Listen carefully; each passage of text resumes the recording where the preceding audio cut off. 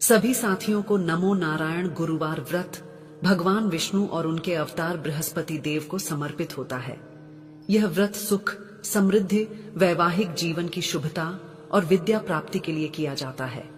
इस व्रत को करने से और गुरुवार व्रत कथा सुनने मात्र से भगवान विष्णु प्रसन्न होते हैं और जीवन में शुभ फल प्रदान करते हैं। यह व्रत धन, ज्ञान और खुशहाली लाने के लिए किया जाता है। जिनके विवाह में बाधा आ रही हो या दाम्पत्य जीवन में परेशानियां हो, उनके लिए यह व्रत अत्यंत लाभकारी है। शास्त्रों में कहा गया है, जो भक्त गुरुवार व्रत की कथा को श्रद्धा से सुनता है उसे वही फल मिलता है जो कठिन व्रत और पूजा पाठ से मिलता है। प्रिय साथियों, कथा को अंत तक अवश्य सुने। श्री हरि की कृपा प्राप्त करने के लिए कमेंट में नमो नारायण अवश्य लिखें। अब प्रारंभ करते हैं गुरुवार व्रत की यह दिव्य कथा। बहुत समय पहले की बात है। भारत के एक प्राचीन नगर में, जहां मंदिरों की घंटियां सुबह शाम गूंजती थीं और पवित्र नदियों का जल सदियों से बह रहा था, एक अद्भुत कथा जन्मी थी। ये कथा थी माधव नाम के एक गरीब भिक्षुक की, जिसकी आस्था हिमालय से भी ऊंची और सागर से भी गहरी थी। माधव एक ठिगना सा, हड्डियों का ढांचा मात्र, जिसकी आंखों में सागरों जितना दर्द और होठों पर अनकही वेदना का भाव हमेशा मंडराता रहता था। हर सवेरा उसके लिए एक नई अग्नि परीक्षा लेकर आता था। वो रोज सुबह अपने फटे पुराने वस्त्रों में लिपटा शहर के सबसे भव्य विष्णु मंदिर के विशाल दरवाजे के बाहर आकर बैठ जाता। उसकी संपत्ति केवल उसका भगवान विष्णु पर अदम्य विश्वास और एक जर्जर झोली थी, जिसमें कभी कभार कोई सूखी रोटी का टुकड़ा या कुछ सिक्के आ जाते थे।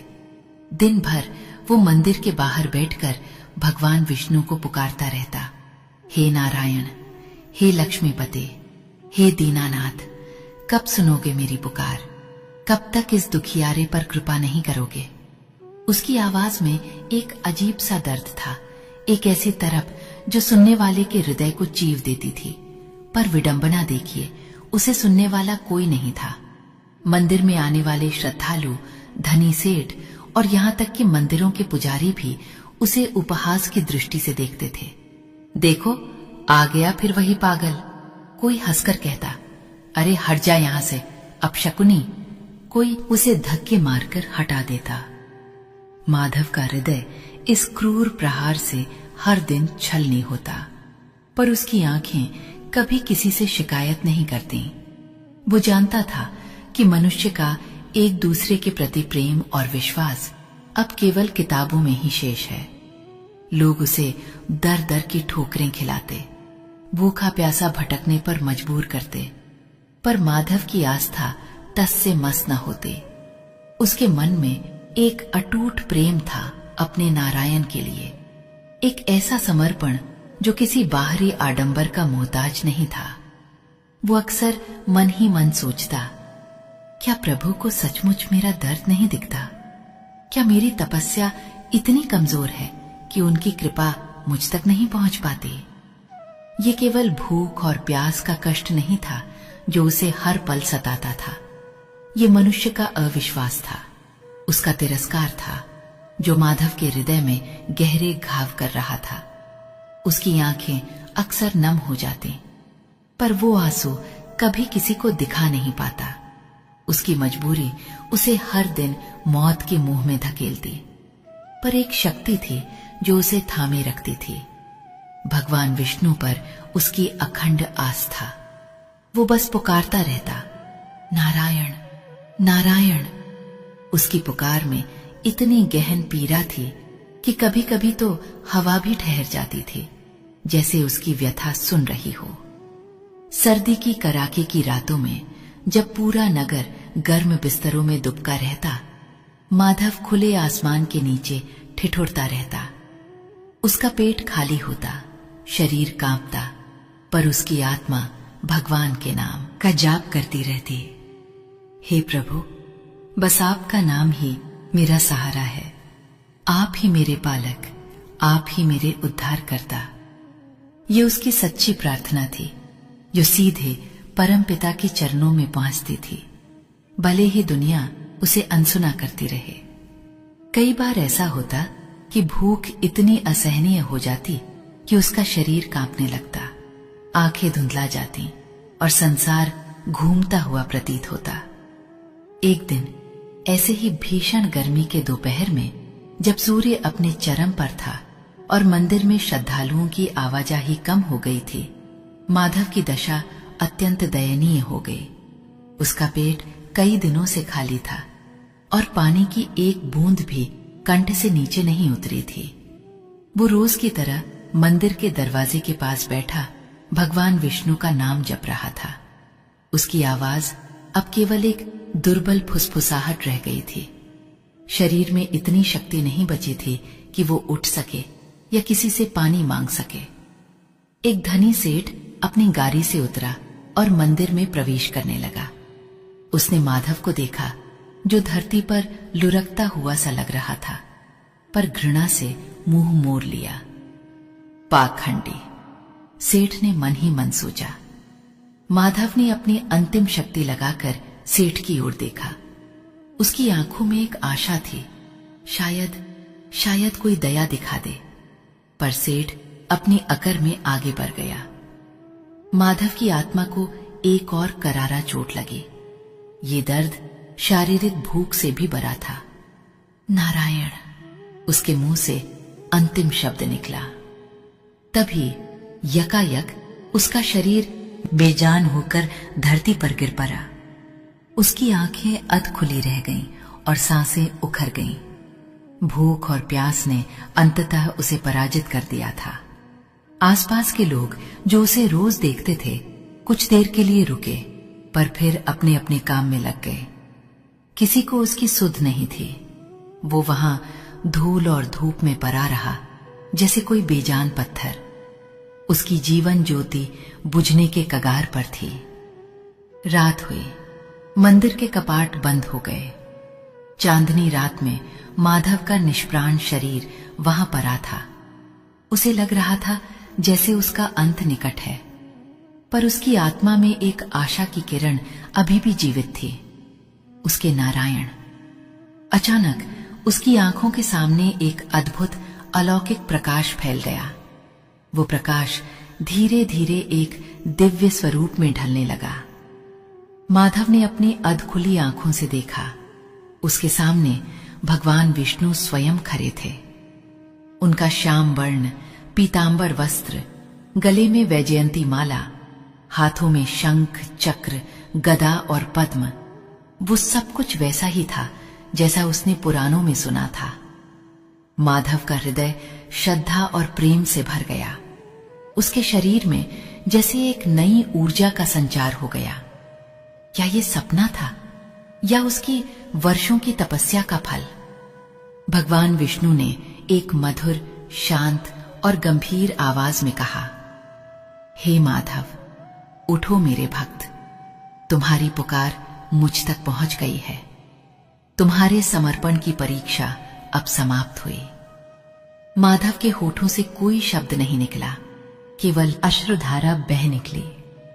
ये आंसू वर्षों के दर्द, अविश्वास और अपमान के थे, जो अब प्रभु की कृपा से धुल रहे थे।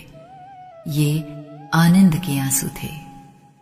प्रभु ने आगे कहा, माधव, संसार ने तुम्हें दर दर की ठोकरें दी, पर तुमने कभी अपनी आस्था नहीं छोड़ी। मनुष्य के क्रूर प्रहारों ने तुम्हारे शरीर को तोड़ा, पर तुम्हारी आत्मा को नहीं। ये तुम्हारा प्रेम और विश्वास है जिसने मुझे यहां आने पर मजबूर किया है। माधव रोते हुए उनके कमलवत चरणों में गिर पड़ा। प्रभु, आप सचमुच हैं, आपने मेरी सुन ली। भगवान ने उसे उठाकर कहा, पुत्र, मैं तुम्हें एक वरदान देना चाहता हूं। आने वाले गुरुवार से तुम एक विशेष व्रत का पालन करो। ये व्रत सत्यनारायण व्रत के समान ही है, पर इसकी विधि में कुछ विशेष नियम हैं जो केवल सच्चे और निष्ठावान भक्तों के लिए हैं। हर गुरुवार को सूर्योदय से पूर्व उठना, स्नान करना, स्वच्छ वस्त्र धारण कर मेरा ध्यान करना। उसके बाद दिन भर निराहार रहकर शाम को सूर्यास्त से पहले मेरा पूजन करना, मेरे नाम का स्मरण करते हुए एक दीपक जलाकर उसमें घी और कपूर डालना, किसी भी पीपल के वृक्ष के नीचे या अपने घर के छोटे से कोने में बैठकर मेरे सहस्त्र नाम का जाप करना। ये जाप पूरी श्रद्धा और पवित्रता से करना। उसके बाद तुम केवल जल और फल ग्रहण कर सकते हो। इस व्रत का संकल्प लेते समय मन में किसी भी प्रकार का संशय न रखना। प्रभु ने आगे बताया, जो कोई इस व्रत को सच्चे मन से करता है, मैं उसके सभी कष्टों को हर लेता हूं और उसे धन, धान्य, यश और अंत में मोक्ष प्रदान करता हूं। पर याद रखना बेटा, इस व्रत के फल को कभी भी अहंकार का कारण मत बनने देना। इसे मेरी कृपा का प्रसाद समझना। भगवान विष्णु के मुख पर मंद मंद मुस्कान थी जो माधव के रोम रोम में समा गई। माधव को लगा जैसे उसे जन्म जन्मों का ज्ञान मिल गया हो। ये अद्भुत अनुभव था, एक अलौकिक भेंट। अगले गुरुवार से तुम इस व्रत का आरंभ करना और देखना तुम्हारी किस्मत कैसे बदलती है। इतना कहकर भगवान विष्णु का दिव्य स्वरूप धीरे धीरे लुप्त होने लगा और माधव फिर से उसी अंधेरे में, उसी धूल में पड़ा रह गया। माधव की आंखें खुली। सूर्य की पहली किरणें उसके मुख पर पड़ रही थीं। उसे समझ नहीं आ रहा था कि वो सपना था या यथार्थ, पर उसके हृदय में एक नई शक्ति, एक नई आस्था का संचार हो चुका था। उसके शरीर में जो दर्द और कमजोरी थी वो अचानक गायब हो चुकी थी। उसके मन में कोई संशय नहीं था। उसे लगा जैसे प्रभु के वचन उसके कानों में अभी भी गूंज रहे हैं। ये चमत्कार नहीं तो और क्या था। अगला गुरुवार आने में अभी कुछ दिन थे। माधव ने उन दिनों को बड़ी बेसब्री से बिताया। उसने अपनी सारी शक्ति समेटकर अपने मन को पूरी तरह से प्रभु विष्णु के चरणों में समर्पित कर दिया। वो अब पहले से भी अधिक उत्साह से मंदिर के बाहर बैठता और भगवान का नाम जपता। इस बार उसकी पुकार में दर्द के साथ एक अटूट विश्वास की प्रतिध्वनि भी थी। गुरुवार का दिन आया।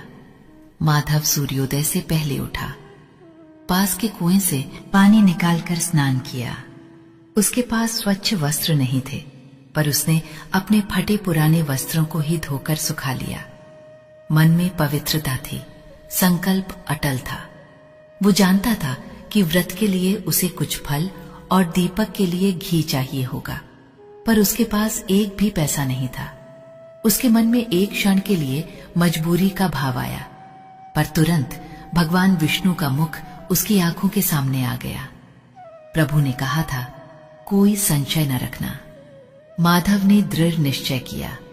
वो मंदिर के बाहर बैठा, अपनी झोली फैलाए और भगवान विष्णु का नाम जपने लगा। नारायण नारायण। उसकी आवाज में आज एक नई ऊर्जा थी। अचानक एक वृद्धा जो रोज मंदिर आती थी और माधव को देखकर मुंह फेर लेती थी, आज उसके पास रुकी। वृद्धा के मन में न जाने क्यों आज दया का भाव उमड़ आया था। बेटा, तुम इतने कमजोर क्यों दिख रहे हो? क्या कई दिनों से कुछ खाया नहीं? माधव ने मुस्कुराते हुए कहा, मां, आज मैं व्रत रख रहा हूं। वृद्धा का हृदय पिघल गया। व्रत? तुम तो पहले से ही भूखे रहते हो। लाओ, ये 2 रोटी और थोड़ा दूध है, इसे खा लो। माधव ने विनम्रता से मना करते हुए प्रभु के व्रत के बारे में बताया। वृद्धा सुनकर अचंभित रह गई। इतनी श्रद्धा, पर व्रत कैसे करोगे बिना किसी सामग्री के? माधव ने कहा, प्रभु ही मार्ग दिखाएंगे। वृद्धा को सचमुच माधव पर विश्वास हो गया। उसने अपनी झोली से कुछ पैसे निकाले और माधव को दिए। लो बेटा, इससे कुछ फल और घी ले लेना, तुम्हारा व्रत सफल हो। ये प्रभु की पहली कृपा थी। माधव की आंखों में खुशी के आंसू आ गए। उसने वृद्धा का हाथ पकड़कर धन्यवाद दिया। उन पैसों से माधव ने बाजार से कुछ फल, एक दीपक और थोड़ा सा घी खरीदा। शाम को सूर्यास्त के समय उसने पीपल के पेड़ के नीचे बैठकर भगवान विष्णु का पूजन किया, दीपक जलाया और प्रभु के सहस्त्र नाम का जाप पूरी श्रद्धा और समर्पण से किया। उसकी आत्मा को असीम शांति मिली। उस रात उसने केवल जल और फल ग्रहण किए। ये तपस्या थी, ये प्रेम था और ये उसके प्रभु के प्रति उसकी आस्था का चरम था। अगले गुरुवार भी उसने यही व्रत किया और फिर अगला गुरुवार। कुछ ही दिनों में माधव की किस्मत अविश्वसनीय रूप से बदलने लगी। एक दिन मंदिर के एक पुजारी ने उसे देखा कि वो कितनी निष्ठा से व्रत कर रहा है। पुजारी ने उसे अपने पास बुलाया और पूछा, माधव, मैं तुम्हें वर्षों से यहां देख रहा हूं। तुम आज भी उतने ही गरीब हो, पर तुम्हारी आंखों में एक नई चमक है। क्या बात है? माधव ने अपनी सारी कथा पुजारी को बताई, भगवान विष्णु के सपने और मिले हुए वरदान के बारे में। पुजारी सुनकर दंग रह गए। उन्होंने माधव की अब तक की तपस्या का मोल समझा। पुजारी ने उसे मंदिर में ही एक छोटा सा काम दे दिया, मंदिर की साफ सफाई और फूलों की व्यवस्था का। माधव ने ये काम भी पूरी निष्ठा से किया। उसे थोड़ी बहुत दक्षिणा मिलने लगी, जिससे वो अपना पेट भर पाता था और व्रत की सामग्री भी खरीद पाता था। ये तो बस शुरुआत थी।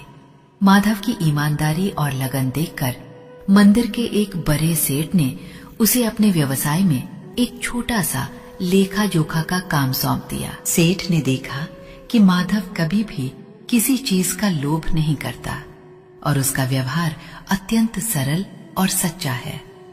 माधव ने सेठ का काम भी पूरी मेहनत से किया।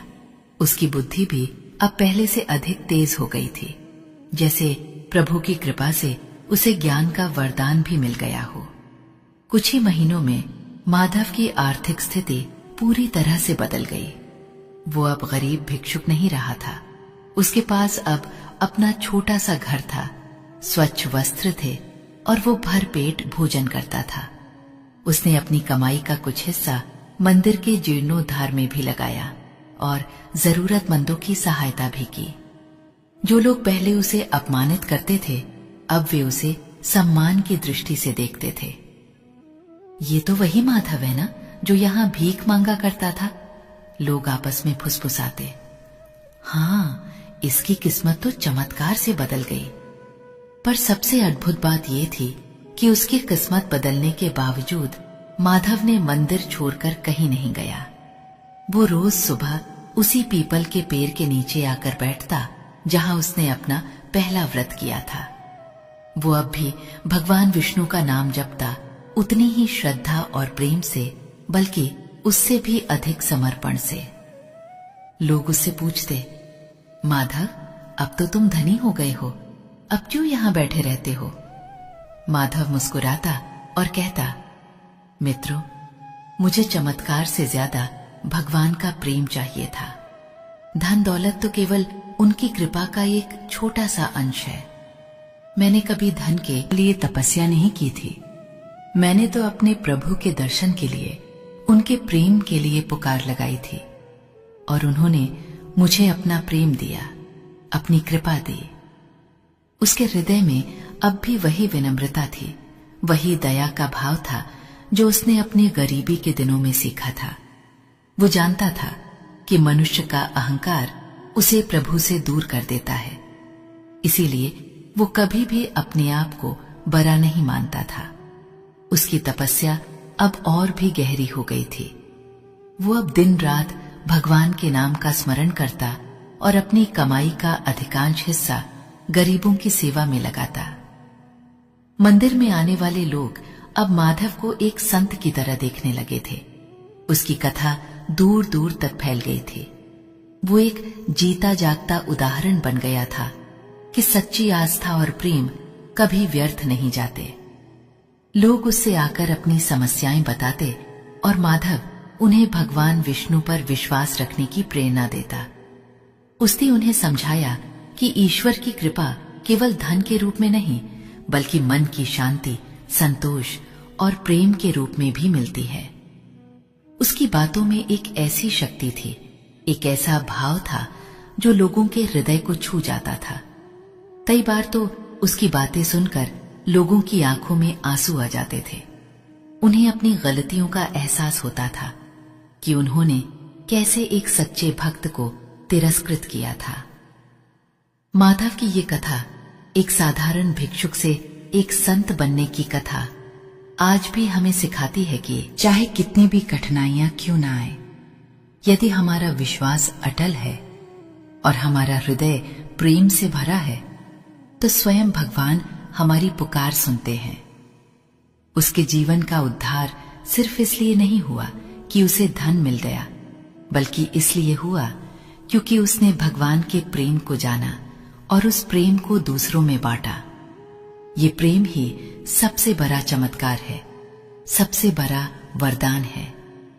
और माधव ने ये साबित कर दिया कि भगवान का प्रेम ही जीवन का सबसे अनमोल धन है, जो किसी भी सांसारिक चमत्कार से कहीं अधिक बढ़कर है। प्रिय साथियों, इस वीडियो में गुरुवार व्रत की पावन कथा यहीं पर समापन होती है। हम कामना करते हैं कि प्रभु श्री हरि की कृपा बनी रहे, आपके जीवन में सदैव सुख, शांति, समृद्धि हो और सकारात्मक ऊर्जा का संचार होती रहे। यह विशेष दिन न केवल भक्ति भाव से भर देती है, बल्कि हमारे जीवन में एकता, प्रेम और आस्था का संदेश भी लेकर आती है। गुरुवार व्रत की कथा को सुनने के लिए हृदय से धन्यवाद। कृपया अपने विचार और अनुभव कमेंट में अवश्य साझा करें और नमो नारायण लिखना न भूलें। आपके द्वारा किए गए कमेंट्स न केवल आपको प्रेरित करेंगे, बल्कि अन्य दर्शकों के लिए भी भक्ति और श्रद्धा का स्रोत बनेंगे। जय श्री हरि, जय जगत के पालनहार।